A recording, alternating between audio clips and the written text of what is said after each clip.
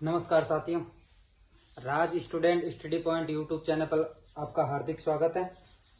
मैं सुरेश गहलोत आज प्रस्तुत हूं आपके साथ पशुधन परीक्षण के ब पार्ट पशुपालन से संबंधित क्लास लेने के लिए। तो पहली क्लास है, मैंने आपको कल ही बताया था कि हमारे अंदर पहला जो टॉपिक है वही होगा प्रदेश की पशुओं की देसी नस्लें। उससे पहले कुछ शब्दावली देख लेते हैं। शब्दावली।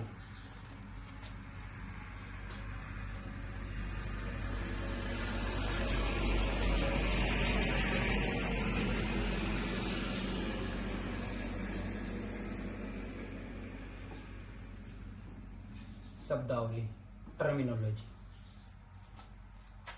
हमारे सर पहली जो शब्दावली है, हालांकि हमारे कोर्स में शब्दावली नहीं है, लेकिन जनरली वही शब्दावली है जो आपके एग्जाम में पूछने लायक है, वो उसी की हम बात करेंगे। तो उसमें से पहला देखिए, पहला है पशुधन।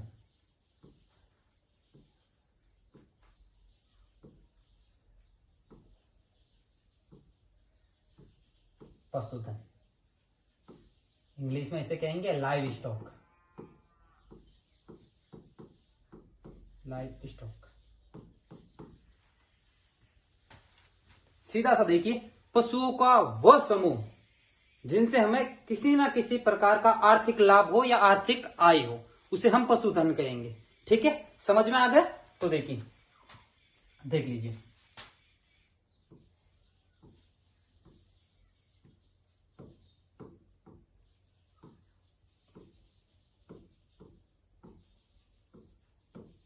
वह समूह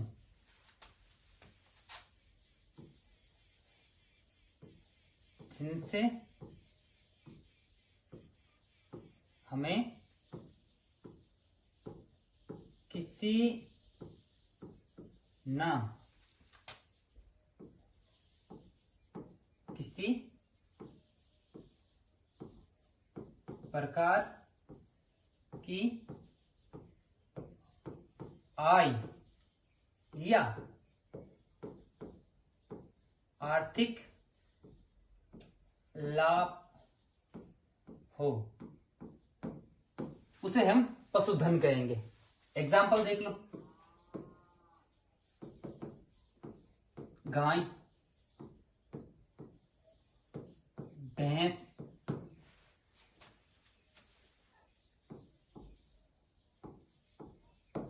भेड़,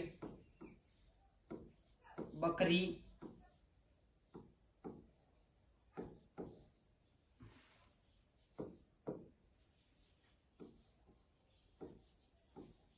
मुर्गी, ईटीसी, घोड़ा, सुअर, ये सब पशुधन श्रेणी के आते हैं, ऊंट वगैरह। ठीक है, तो पशुधन की होगी परिभाषा।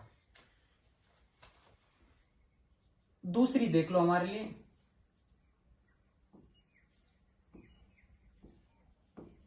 पशु पालन।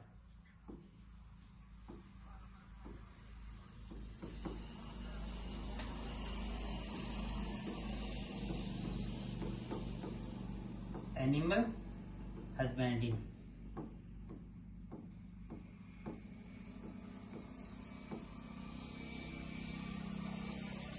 पशुपालन का इंग्लिश में कहते हैं एनिमल हस्बेंड्री। विज्ञान की वह शाखा जिसमें हम पशुओं के बारे में विशिष्ट अध्ययन करते हैं, उनके खान पान के बारे में, उनके रहन सहन के बारे में, उनके गुणों के बारे में, उनकी और इसके साथ साथ हम उनसे उनकी प्रजनन क्षमता और उत्पादन पर अध्ययन कर उनसे अधिक लाभ प्राप्त करते हैं। ये सारा पशुपालन में आते हैं। ठीक है, ये सारे पशुपालन में आते हैं। देख लो, विज्ञान की वह शाखा, विज्ञान की वह शाखा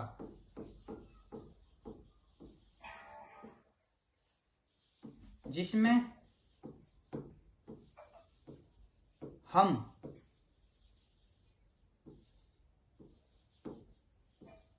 पशुओं के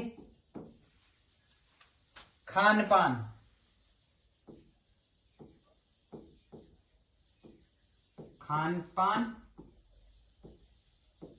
प्रबंधन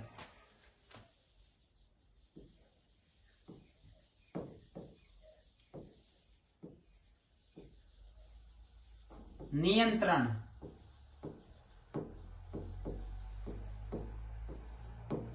के साथ साथ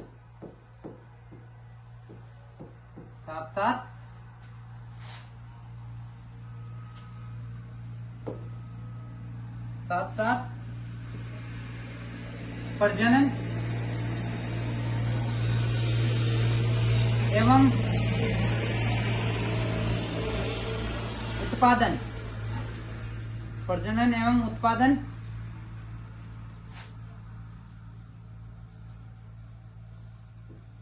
के ऊपर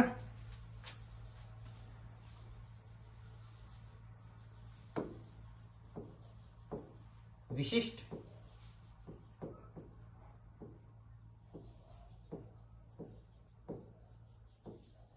अध्ययन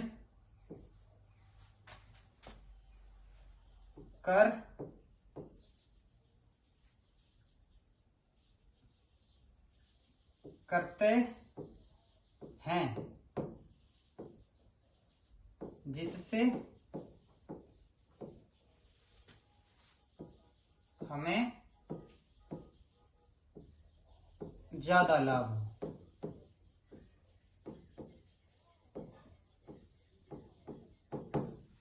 एनिमल हस्बेंड्री पशुपालन विज्ञान की भाषा का, जिसमें हम पशुओं के खानपान प्रबंधन नियंत्रण के साथ साथ प्रजनन और उत्पादन की के ऊपर विशिष्ट अध्ययन करते हैं, जिनसे हमें उनसे अधिक आय प्राप्त हो सके।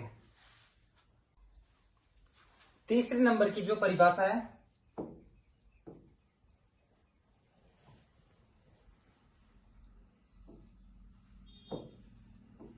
वो है नस्ल।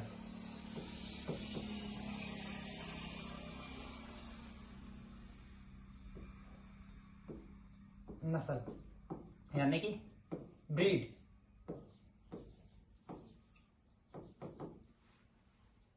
नस्ल में देख लो,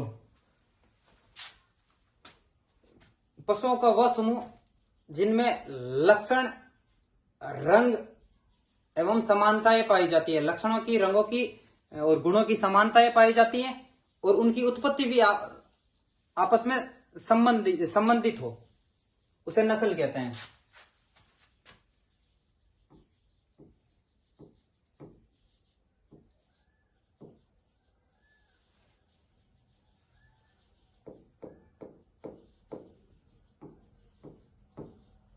पशुओं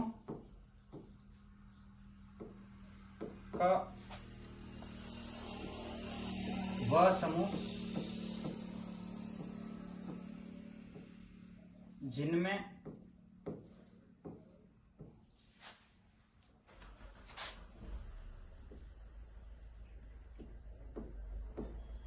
गुणों,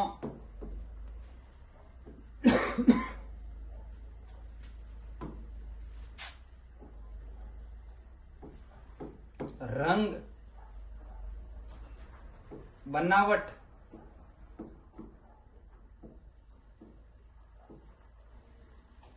में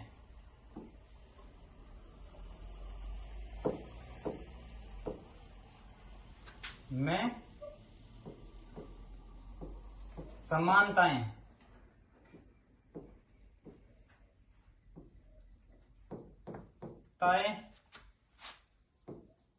पाई जाती हैं तथा जिनकी उत्पत्ति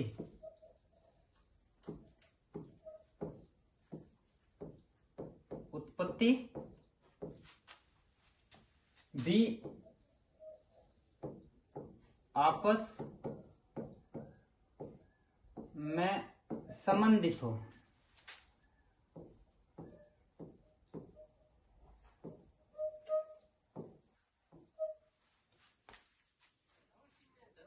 अरे यहाँ एक पशुओं के आगे लिख देना एक ही जाति के, ठीक है, एक ही जाति के,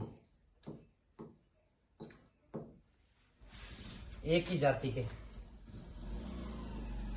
जाति यानी स्पीसीज, एक ही स्पीसीज के पशु, एक ही जाति के पशुओं का वह समूह जिनमें गुण, रंग, बनावट, समानताएं पाई जाती है। जैसे कि जाति है गाय, गाय है, गाय में अब गिर नस्ल होती है जिसका ललाट उभरा हुआ होता है, कान चौड़े होते हैं, सारी गिरों का वही लक्षण होता है, तो गिर एक नस्ल हो गई। जाति गाय, गाय नस्ल हो गई गिर। राठी के अलग अलग गुण है तो राठी एक अलग नस्ल है। थार पारकर के अलग अलग गुण है तो थार पारकर एक अलग नस्ल है, ठीक है। आगे देखो, आगे की टर्मिनोलॉजी में देखो, हमारा दूसरा एक इंपॉर्टेंट टॉपिक है, वो है बंधियाकरण।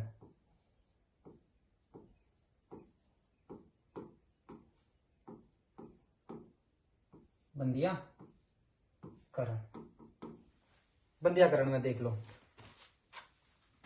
बंधियाकरण में क्या होता है,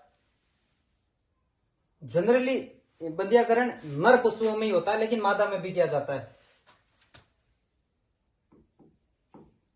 किसी भी पशु की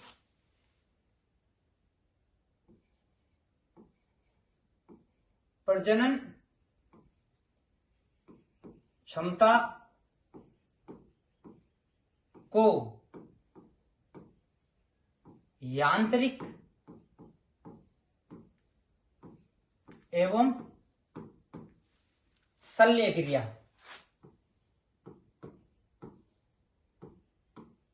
क्रिया के माध्यम से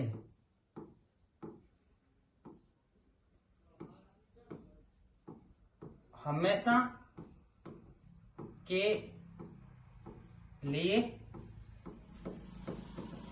समाप्त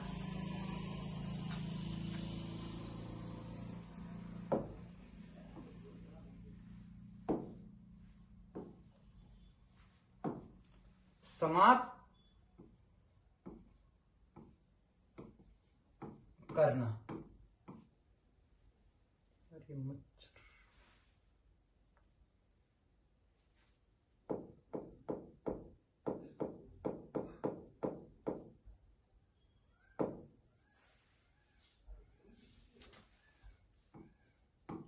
समाप्त करना क्या कहलाता है, कास्टेशन।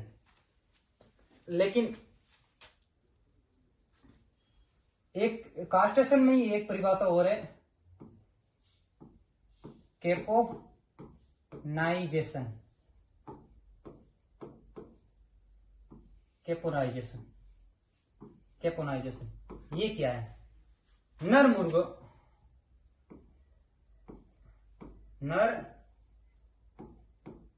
मुर्गों में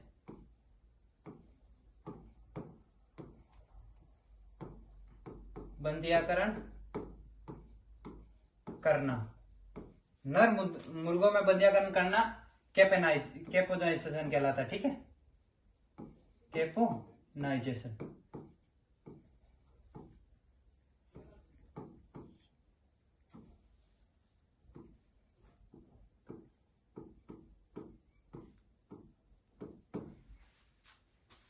ये देख लो,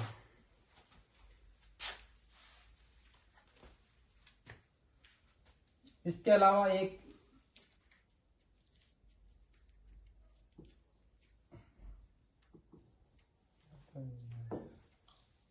ये चौथे नंबर की थी ना, पांचवें नंबर की देख लो। पांचवें नंबर में आप देख लो डी वर्मी।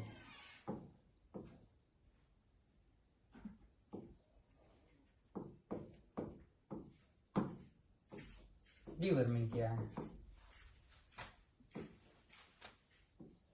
पशु को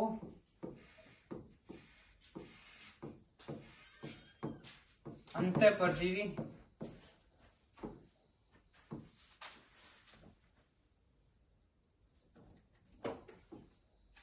दवा पिलाना।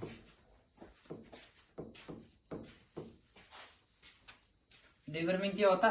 किसी भी पशु को अंतःपरजीवी दवा पिलाना। ठीक है। एक और चीज है,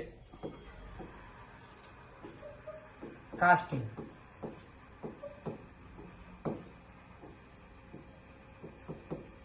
कास्टिंग कास्टिंग में क्या होता? पशु को जमीन के दाहिने तरफ गिराना। जमीन के दाहिने तरफ गिराना को कास्टिंग कहते हैं।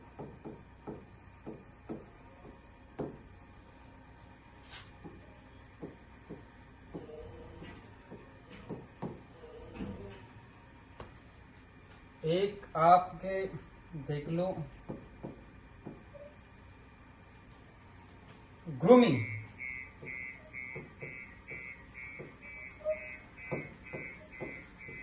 या फिर इसे कहते हो खुरारा।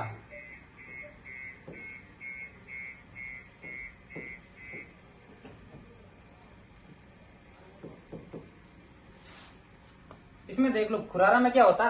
पशु की त्वचा को ब्रश से रगड़ रगड़ कर साफ करना ग्रूमिंग कहलाता। ठीक है। पशु की त्वचा को ब्रश के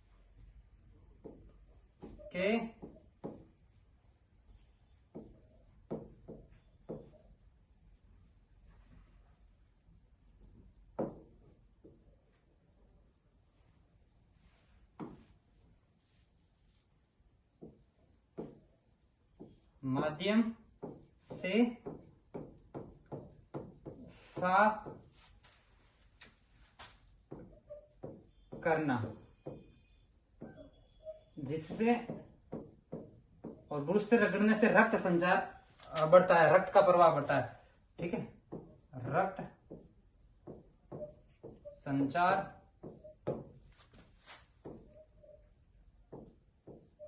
बढ़ता है। ग्रूमिंग किसे कहते हैं? पशु की त्वचा को ब्रश के माध्यम से साफ करना, जिससे क्या होता है? त्वचा में रक्त संचार बढ़ता है। ठीक है। जिससे परजीवी संक्रमण भी कम होता है। ठीक है। आगे देख लो,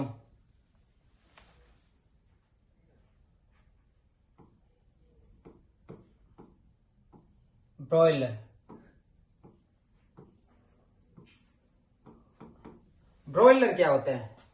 ब्रॉयलर के बारे में देखो। ब्रॉयलर चूजे होता है ना, चूजे जनरली 7 से 8 सप्ताह के चूजे होते हैं, जिन्हें सिर्फ मांस के पर्पज के लिए पाला जाता है, मांस के लिए पाला जाता है। ठीक है। 7 से 8 सप्ताह के चूजे, जिन्हें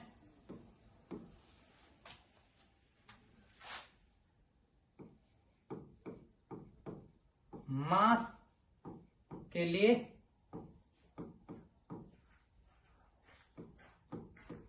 पाला जाता है, जिन्हें मांस के लिए पाला जाता है। ठीक है। इसके अलावा कुछ और शब्दावली जैसे कि दुग्ध दोहन है, उन वगैरह, उनके बारे में थोड़ी सी जानकारी और अध्ययन कर लेते हैं।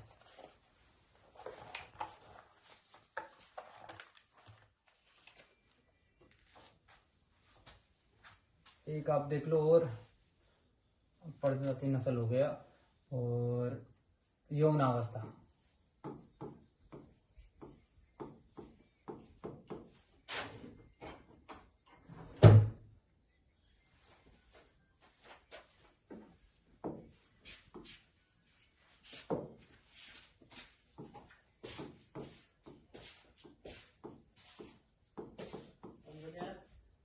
यौनावस्था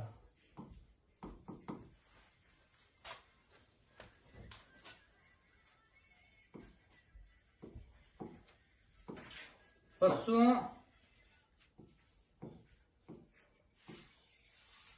में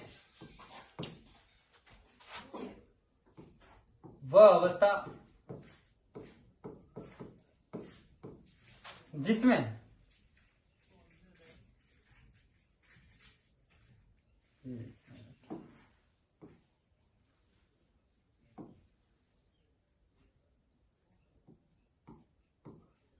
के लिख देना जीवन की वह अवस्था जिसमें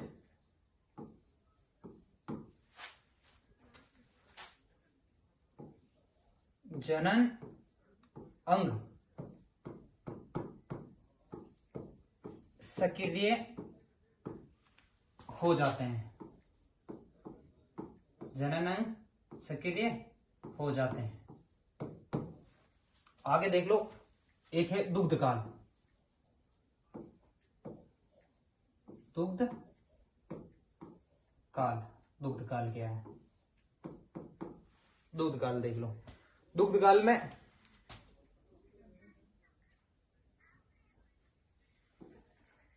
पशु के ब्याने से लेकर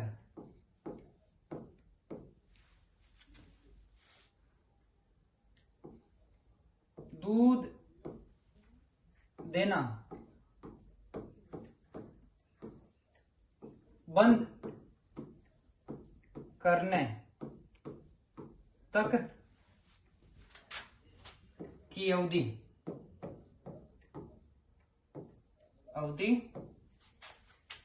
को दुग्ध काल कहते हैं।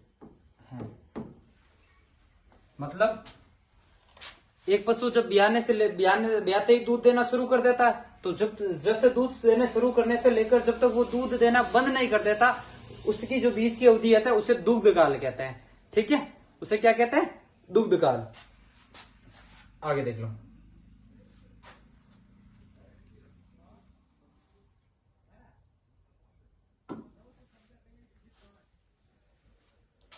आगे अब जनरली जैसे जैसे टॉपिक है, नॉर्मली जो शब्दावली आएगी उसके साथ साथ हम उसका अध्ययन करते रहेंगे। इसके बाद हमारा जो पहला टॉपिक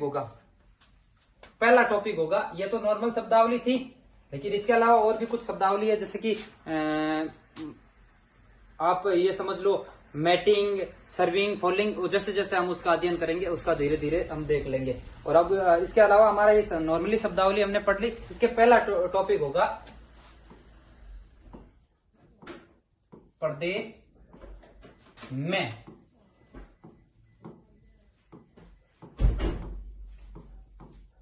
पशुओं की देसी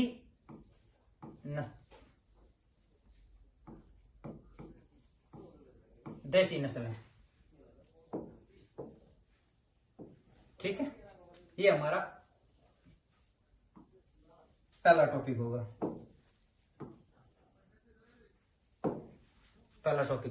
और इसमें भी हम सबसे पहले पढ़ेंगे गाय की नस्ल है। ठीक है, वो हम इसके बाद में कल बात करेंगे। उससे पहले हम थोड़े से एक साइंटिफिक नेम देख लेते हैं। पशुओं के वैज्ञानिक नाम।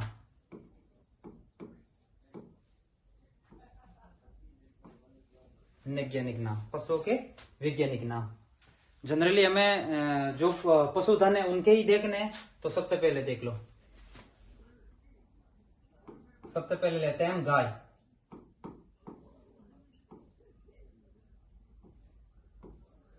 सबसे पहले हम लेते हैं गाय। इससे पहले आप देख लो वर्गीकरण किसने किया है, देख लेते हैं हम थोड़ा।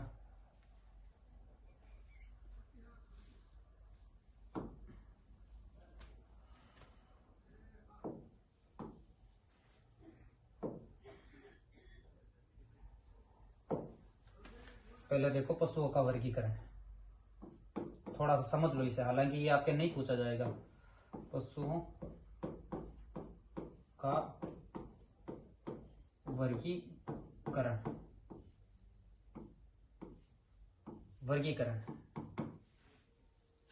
किसने किया? कि एक वैज्ञानिक था कार्ल वॉन लिनियस, इसने किया था। इसने आधार क्या माना? आधार माना था समानताएं या विषमताएं।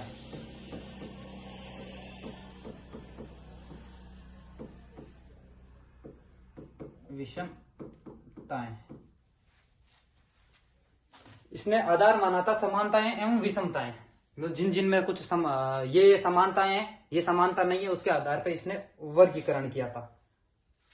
ठीक है। और इसने सबसे पहला वर्गीकरण का पहला जो पॉइंट लगा था जगत, जिसे इंग्लिश में कहते हैं किंगडम।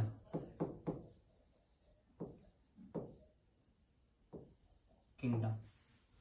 और जो पशुओं का किंगडम है वो है कॉर्डेटा मेमेलिया। ठीक है, मेमेलिया, ये जगत। इसके बाद इसने कहा कि जगत में होंगे संघ। संघ, संघ को इंग्लिश में हम कहते हैं फाइलम।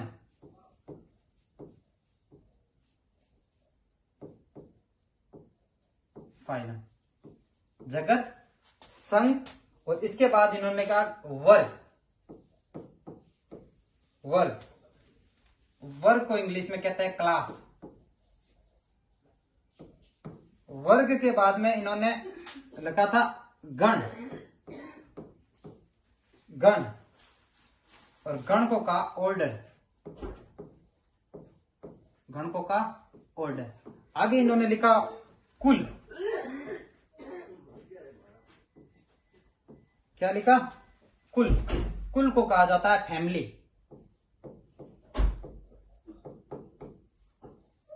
और इसके बाद इन्होंने कहा वंश। वंश को कहते हैं जेनिस। और वंश के बाद इन्होंने कहा था जाति। जाति, और जाति को कहते हैं स्पीसीज। जाति को क्या कहते हैं? स्पीसीज। ये पशुओं का वर्गीकरण था। कॉर्नवॉल लिनियस थोड़ा सा मैंने ऐसे ही बता दिया समझाने के, हालांकि आपके कोर्स के अनुसार जो एनिमल हस्बेंड्री के कोर्स के अनुसार ये नहीं पूछा जाएगा, लेकिन सामान्य विज्ञान कोर्स के अनुसार ये पूछा जा सकता है और वहां आपको ये फिर से पढ़ाया जाएगा। ठीक है। आगे एक टॉपिक और है, वो भी देख लो, नामकरण। पशुओं का नामकरण का नामकरण। पशुओं का नामकरण। अब नामकरण किसने किया? Carolus Linnaeus. जो नामकरण किया था वो किया था कैरोलस लीनियस नाम के वैज्ञानिक ने कहा था। और इन्होंने जो नामकरण पद्धति थी उसे कहते हैं द्विनाम पद्धति। द्विनाम पद्धति। द्विनाम पद्धति, द्विनाम पद्धति में क्या होता है कि पहला शब्द तो आएगा वंश का। प्रथम जो शब्द है वो तो आएगा वंश का। ठीक, ये किस जीनस की है। ठीक है। और दूसरा शब्द,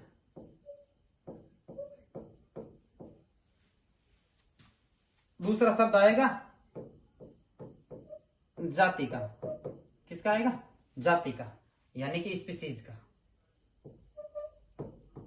ये इन्होंने, और इसी आधार पर सारे पशुओं के वैज्ञानिक नाम है। ठीक है। वैज्ञानिक नाम से पहले मैंने थोड़ा सा ये वर्गीकरण के बारे में आपको बता दिया। पशु का वर्गीकरण किया था कॉर्नवॉल लिनियस ने। आधार माना था समानताएं विषमताएं, और इसने जो वर्गीकरण किया था उसके अनुसार पहला है जो जगत है, बाद में संघ है, फिर वर्ग आता है, फिर गण आता है, फिर कुल आता है, फिर वंश आता है, फिर जाति आती है। और पशुओं का नामकरण किया था कार्लस लिनियस ने। जो इन्होंने जो पद्धति, जिस पद्धति से नामकरण किया था उसे कहते हैं द्विव नाम पद्धति।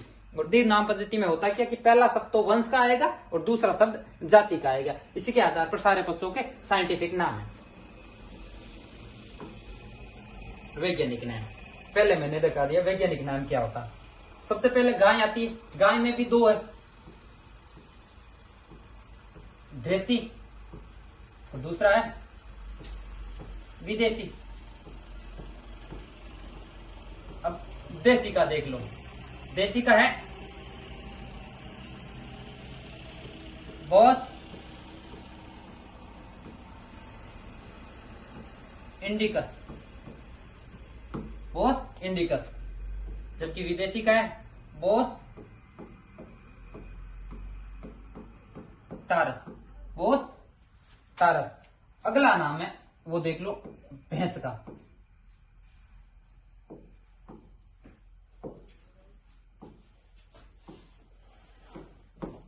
अगला नाम है भैंस का। भैंस का नाम है वो है बुबेलिस, बुबेलिस बुबेलिस, बुबेलिस बुबेलिस।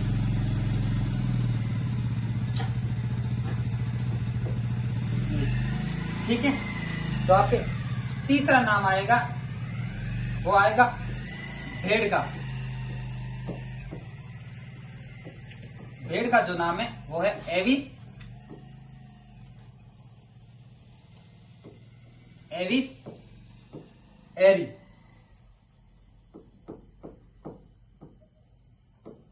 आगे है बकरी का।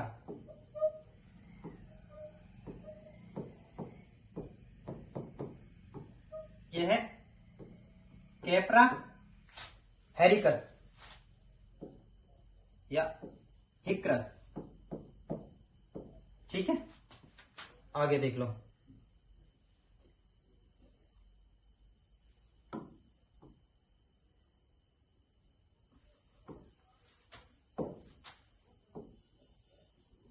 भेड़ का हो गया। आगे देखो ऊंट का। ऊंट में दो होते हैं, एक तो होता है आपके एक कुबड़, एक कुबड़, दूसरा आता है दो कुबड़,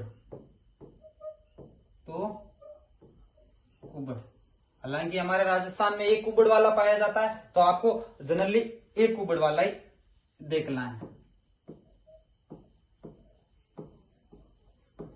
कैमेलस ड्रोमेडाइस,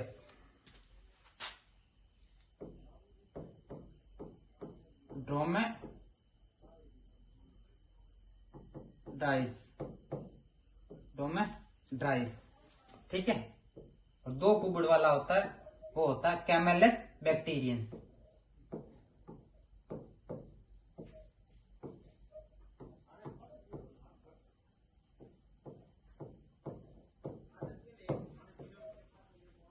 बैक्टीरियंस। ठीक है। अब आगे आप देख लो एक घोड़ा।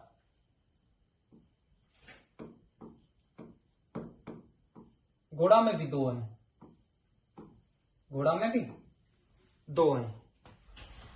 आधार क्या है? क्रोमोसोम। एक के है 64, एक के 66। क्या है कि गुणसूत्र, गुणसूत्र।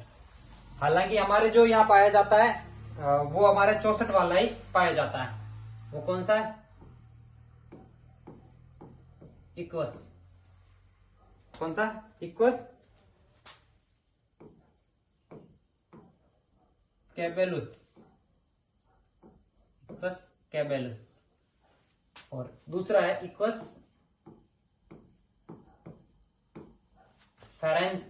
फेरेंजोवोल्स्की।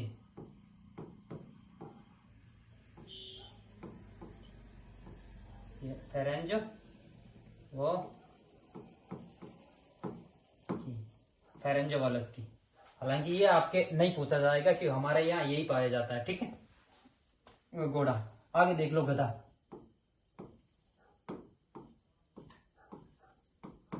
गधा में आएगा आपके इक्वस, सेमी आएगा इक्वस एसिस। आशियानी गधा होता एसिंस, इक्वस एसिंस। फिर आता है आपके सुअर। सुअर से भी मास में इनकम होती है, तो सुअर में आता है, सुअर से देख लो, जैसा सुअर तो सुस डोमेस्टिकस।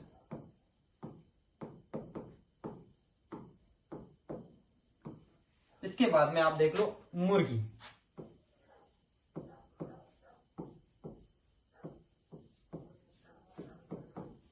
मुर्गी में देख लो आप, एक तो गैलस,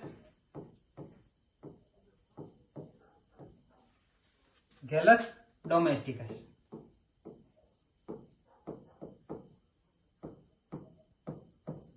सुअर और मुर्गी में इतना ही अंतर है। सुअर है तो सुस लगा दो, मुर्गी है तो गैलस लगा दो, बाकी का डोमेस्टिकस डोमेस्टिकस आ गया।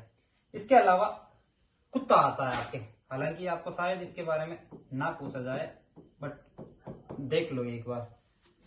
कुत्ते का आता है कैनिस। कैनिस कुत्ता परिवार में रखते हैं तो फैमिलियस, फैमिलियस।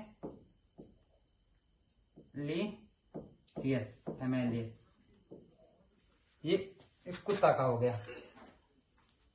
आगे देख लो, कुत्ता आ गया तो बिल्ली भी लिख देते हैं एक, बस इतना देख लो आप। बिल्ली,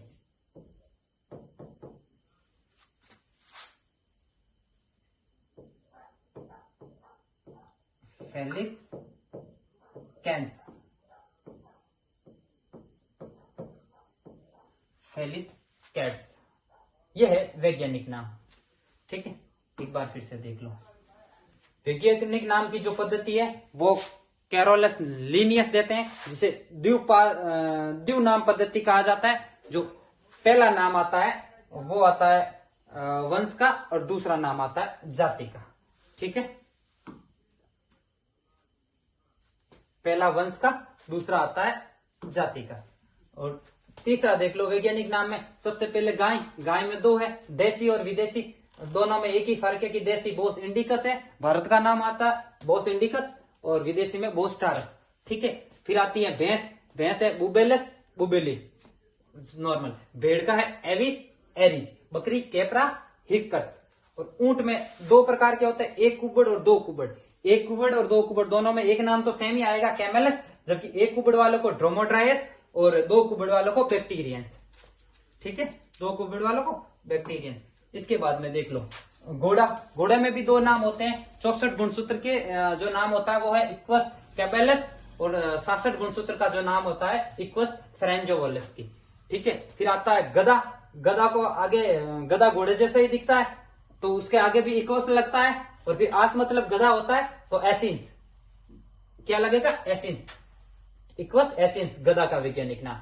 फिर आते हैं सुअर और मुर्गी। सुअर और मुर्गी। सुअर मतलब सुस, सुअर का हो गया सुस, पीछे लगेगा डोमेस्टिकस। सुअर का वैज्ञानिक नाम है सुस डोमेस्टिकस। और मुर्गी, मुर्गी के आगे लगेगा गैलस, और डोमेस्टिकस डोमेस्टिकस। दोनों को जोड़े से याद करना। सुअर और मुर्गी में पीछे क्या लगता है? डोमेस्टिकस। सुअर है तो सुस, मुर्गी है तो गैलस। ठीक है, मुर्गी गैली है तो मुर्गी का गैलस डोमेस्टिकस। ठीक है, फिर आते हैं कुत्ता। कुत्ते में कैनिस, का कुत्ते का हो गया कैनिस। और कुत्ता लगभग परिवार वाले रखते हैं, फैमिली की तरह रखता है कुत्तों को लोग। जो कुत्ता पालते हैं वो फैमिली की तरह लिखते हैं, तो फैमिलियस। कुत्ता कैनिस फैमिलियस, और बिल्ली फेलिस कैंस। ये हो गए वैज्ञानिक नाम। आज के क्लास में हमने एक तो वैज्ञानिक नाम पढ़े हैं, नाम पद्धति नामकरण के बारे में पढ़ा है, बाकी नॉर्मली टर्मिनोलॉजी, शब्दावली के बारे में पढ़ा है, टर्मिनोलॉजी। ठीक है, तो ये चीजें हमेशा ध्यान रख लेना। एक बार टर्मिनोलॉजी को फिर से देख लेते हैं कि हमसे पहले जो टर्मिनोलॉजी देखी थी वो थी पशुधन, यानी लाइव स्टॉक, पशुओं का वह समूह जिससे हमें किसी न किसी प्रकार की आय होती हो। फिर आता है पशुपालन, विज्ञान की वह शाखा जिसमें पशुओं के खान पान के बारे में और उनके रहन सहन के बारे में, प्रबंधन के बारे में और प्रजनन और उत्पादन के बारे में विशिष्ट अध्ययन करते हैं, जिससे हमें अधिक लाभ हो सके।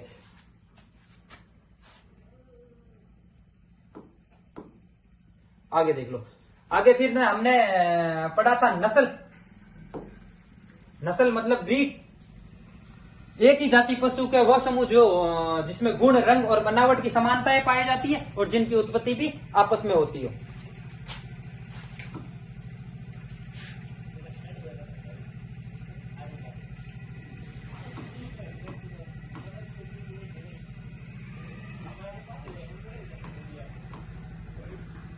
फिर देख लो बंधियाकरण। किसी भी पशु की प्रजनन क्षमता को यांत्रिक या शल्य क्रिया द्वारा समाप्त करना, हमेशा के लिए समाप्त करना बंधियाकरण होता है। एक है कैपोनाइजेशन। मुर्गों में जो बंधियाकरण करते हैं उसे कैपोनाइजेशन कहते हैं। फिर आते हैं डीवर्मिंग। पशुओं को अंतः परजीवी के जीवाणुओं को खत्म करने के लिए जो दवाइयां पिलाई जाती है उसे डीवर्मिंग कहा जाता है। फिर आता है कास्टिंग। पशु को जमीन में दाईं तरफ गिराने को कास्टिंग कहते हैं। फिर आता है ग्रूमिंग। ग्रूमिंग मतलब पशु की चमड़ी को बुरुश के द्वारा रगड़ रगड़ के साफ करना। फिर आते हैं ब्रॉयलर। ब्रॉयलर 8 से 7 सप्ताह के चूजों को ब्रॉयलर कहा जाता है। फिर आपके यौवनावस्था, पशु की जीवन की वह अवधि जिसमें उसमें जनन अंग सक्रिय होने लग जाता है, इसे यौवनावस्था कहते हैं। फिर आता है दुग्ध काल। पशु के ब्याने से लेकर दुग्ध बंद करने तक की अवधि को दुग्ध काल कहा जाता है। आज की क्लास में बस इतना ही। धन्यवाद। मिलते हैं नेक्स्ट क्लास में।